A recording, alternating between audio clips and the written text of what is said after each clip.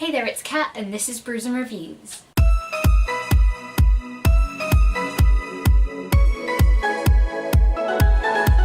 So May is here, and this TBR is late.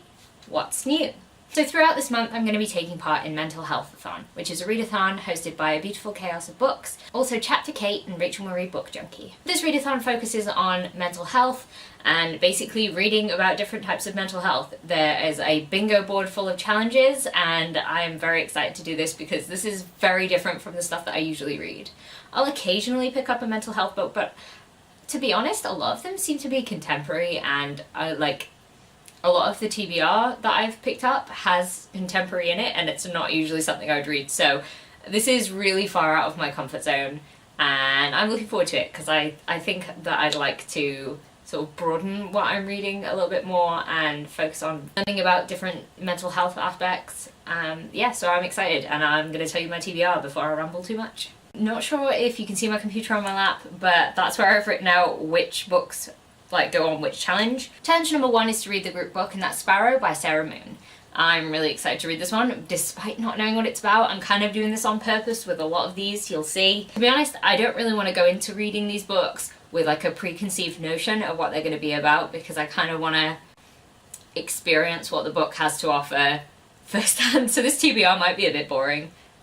You'll have to tell me if you think that I should stop doing TBRs like this when I'm purposefully not reading too much about the books. The second challenge is to read something that's own voices, and for that I've picked Eliza and Her Monsters by Francesca Zappia, because hasn't everyone on BookTube seemed to have read this book?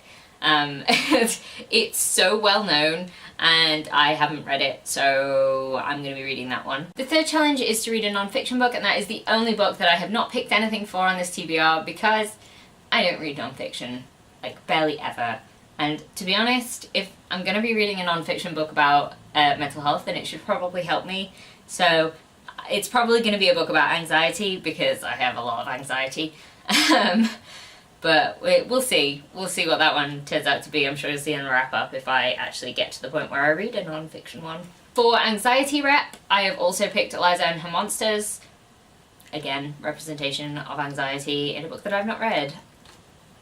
Challenge number 5 is schizophrenia representation, and for that one I've chosen Swallow Me Whole by Nate Powell. This one particularly intrigued me because it's a graphic novel, and I really want to see how this sort of thing can be handled in graphic novel format. I thought it would be really interesting, so I'm picking it up. For the next challenge, OCD representation, I am also going to be reading Swallow Me Whole because it has both schizophrenia and OCD rep in it. For the challenges, intersectional representation and eating disorder representation, I'm going to be reading The Wicker King by Kay Ancrum. One of the main characters in this book has a degenerative hallucinatory disorder. Wow, that was really hard to say. And this book focuses on his best friend's attempts to help him cope with that, and there's a whole sort of fantasy element to it. A fantasy world that they create, and it sounds really interesting. I'm not sure what it's going to be like, but it definitely intrigued me. For bipolar representation, I'm going to be reading Time of Death by Alex Barkley. This is the second book in the Agent Wren Bryce series, and the main character, Wren, has bipolar disorder, and it factors very heavily into her cases. It's a crime thriller. I'm intrigued to see where it goes. I've read another book in this series, and I really enjoyed it, so I'm kind of interested to see how her bipolar disorder is more explored in this. Also, for bipolar disorder, I think I'm going to try and read The Foxhole Court by Nora Sakovic, because I've read it before, but I really want to continue with the series, and one of the main characters in that has bipolar disorder. For the host's pick challenge, I've chosen to read Six of Crows by Leigh Bardugo, because, to be honest, I'm probably one of the only people on BookTube that hasn't read this yet, and given the whole Netflix adaptation, I should really get on this.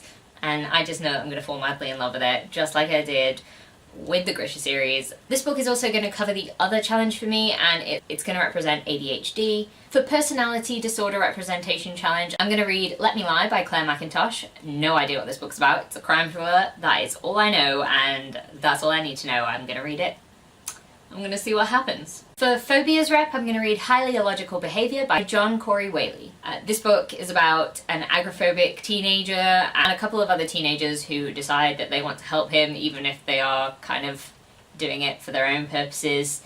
And I'm interested to see that. I don't think I've ever read a book with an agoraphobic character, so Sounds good. For PTSD representation, I'm going to be reading Ink Exchange by Melissa Marr. Yes, I know I've already read this one this year.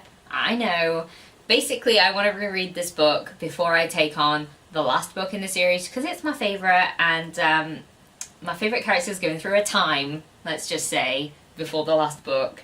And I wanted to reread this one. The PTSD representation does actually continue in the last book in this series, but it is extremely prominent in this. The main character, Leslie, has PTSD from being raped, and it is a huge part of this book and drives pretty much all of her actions. I may also decide to read The Perks of Being a Wallflower by Stephen Chbosky, because it's been on my Kindle forever and I want to read that before the end of the year, and it seems like it fits, so maybe I'll read that one too. Ink Exchange also covers depression representation because, again, like, it goes hand in hand with the PTSD in this case. So, yeah. So, yeah, that is my Mental Health-athon TBR. I'm sorry if it was a bit, like, all over the place. It's really hard to do a TBR when you try not to know too much about the books you're gonna read, but, hopefully this wasn't that bad. If you do want to take part in Mental Health-athon, it's still going on. It will be going on throughout the whole month. So you should definitely check it out. I'll leave all the information down below. And yeah, let me know what you're reading if you're taking part. If you like this video, please leave a like, comment, subscribe, and I'll see you in the next one. Bye!